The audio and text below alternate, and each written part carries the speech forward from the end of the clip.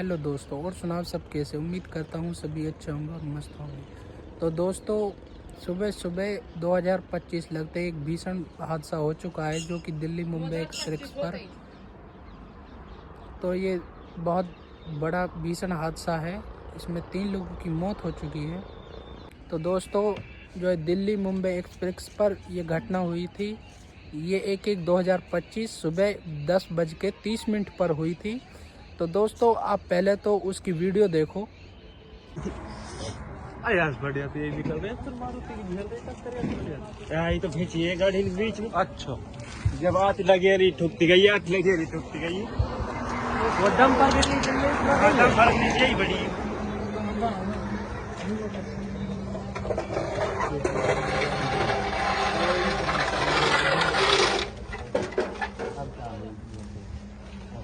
और देना insurance cover update नई गाड़ी की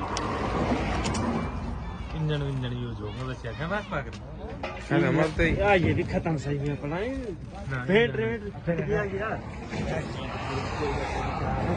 नंबर से कहा के घर जा रहे नहीं ना तो अंडा दे रहा यार छोड़ के देखो कि जब कैसे के लाओ रे कहीं लाओ इन भाई तो सिकानो से स्पीड में गाड़ी आएगी नहीं पूरा देंगे यही में चिपका दे तब हां